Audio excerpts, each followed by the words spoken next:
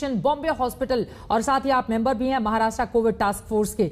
इन तमाम मेहमानों से शुरुआत करें, लेकिन सबसे पहले डॉक्टर नवनीत विक आपसे ही, चूंकि पोस्ट कोविड बहुत सारे मामले सामने आ रहे हैं और दर्शकों की जो राय, जो जानकारियां सामने आई हैं, उसके आधार पर बहुत सारे सवाल भी हमने तैयार किए हैं। एक एक करके उनका हम जवाब भी आपसे जानेंगे। एक बहुत बड़ी तादाद में ऐसे लोग मौजूदा वक्त में हैं जो कोविड को हरा चुके हैं, लेकिन हर गुजरते दिन के साथ उनके दिल में यह दहशत है कि कहीं अगले ही पल हमें कुछ हो ना जाए।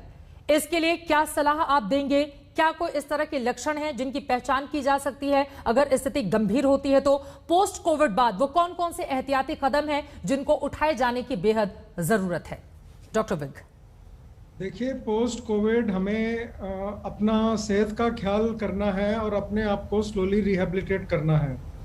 तो मैं ये पैनिक कम करना चाहता हूं कि पोस्ट कोविड में बहुत कुछ हो जाता है।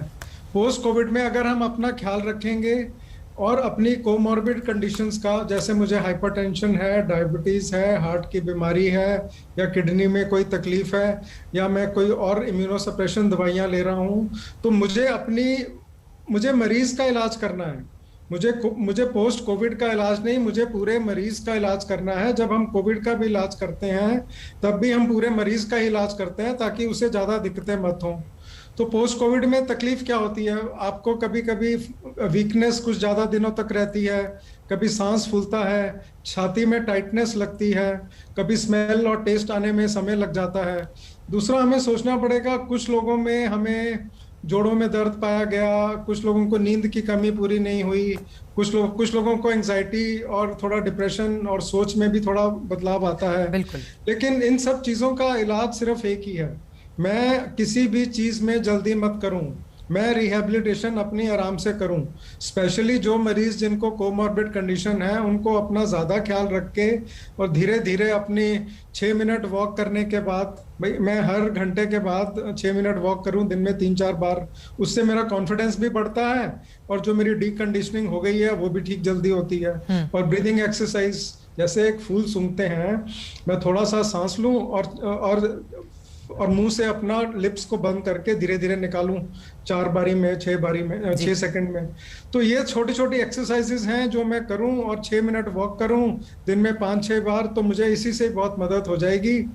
और ये मैं मानता हूं प्रॉब्लम्स होती हैं, और लेकिन अगर हम इन छोटी छोटी चीज़ों का ख्याल रखेंगे, अपनी हाइड्रेशन करेंगे, वॉक करेंगे, तो ज़्यादा प्रॉब्लम्स नहीं आएंगी। ये अहम जानकारी आपकी ओर से दी गई है। डॉक्टर आशुतोष विश्वास, अब सीधे आपका रुख करते हुए इसी सवाल को आगे बढ़ाते हुए, पोस्ट कोविड समय में क्या क्या परेशानी हो रही है? नवीद जी, मैंने ये सवाल आपसे पूछा था, मैं चाहूंगी डॉक्टर आशुतोष विश्वास से भी, आपके पास क्या इस तरह के कोई भी पेशेंट आ रहे हैं सामने जो इस तरह की बातें करते हुए आपके सामने नजर आ रहे हैं?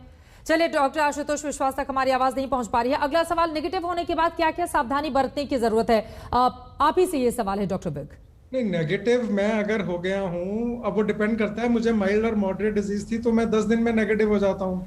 अगर सीवियर डिजीज थी तब मुझे कई बार 14 से 15 दिन या 20 दिन भी लग जाते हैं। जब मैं नेगेटिव हो गया हूँ तो मुझे अपने लाइट खाने को, अपने डाइट को बिल्कुल लाइट रखना है, क्योंकि कई बार शुगर का इसमें बढ़ जाता है तो हमें उसका ख्याल रखना है। उसके बाद मुझे अपने आप को धीरे धीरे रिहेबिलिटेट करना है। मैं एक बात बताना चाहता हूँ कि हमने पोस्टमार्टम बायोप्सीज की मरीजों में, जिसमें हमने लंग्स में किया, बायोप्सी करके उसको हिस्टोपैथोलॉजी करके देखा कि लंग्स में क्या चेंजेस होते हैं, हार्ट में क्या चेंजेस होते हैं, लिवर में क्या चेंजेस होते हैं, किडनी में क्या चेंजेस होते हैं। तो लिवर और हार्ट में ज़्यादा चेंजेस नहीं पाए गए। तो जहाँ तक बात है कि उस कोविड के बाद किसी को कोई हार्ट अटैक हो गया या हार्ट फेलियर हो गया, वो बहुत कम लोगों में होता है, वो एक रूटीन में भी हो सकता है। अगर हम अपना वॉक करेंगे, हाइड्रेशन ठीक रखेंगे, तो जो हाइपर कोएगुलेबल स्टेट होती है, अगर हम वॉक कर रहे हैं और हाइड्रेशन ठीक रखें, तब हमें किसी भी दवाई लेने की जरूरत नहीं होती। लेकिन अगर मेरा हार्ट रेट थोड़ा ज्यादा है, सांस ज्यादा चढ़ रहा है और छाती में मेरे काफी सीवियर बीमारी थी, तो मुझे उसी तरह पल्मोनरी रिहेबिलिटेशन करनी होती है और जो मेरी डीकंडीशनिंग हो गई है उसको ठीक करना होता है। तो ब्लैक फंगस, बिल्कुल doctor Naveed Baig, black fungus को लेकर डर और दहशत का आलम देखने को मिल रहा है पूरे के पूरे देश में। बाकी मेहमानों के पास में जाऊं उसके पहले मैं चाहूंगी कि जल्दी से इस पर आपकी टिप्पणी हो जाए। कोरोना को हराने के बाद ब्लैक फंगस के मामले तेजी से बढ़ रहे हैं। 8,000 से ज्यादा केस देश के अलग अलग हिस्सों में सामने आ चुके हैं और 200 से ज्यादा जाने जा चुकी हैं। ब्लैक फंगस को हराना है, और जैसे जैसे हमारे नंबर्स कम होंगे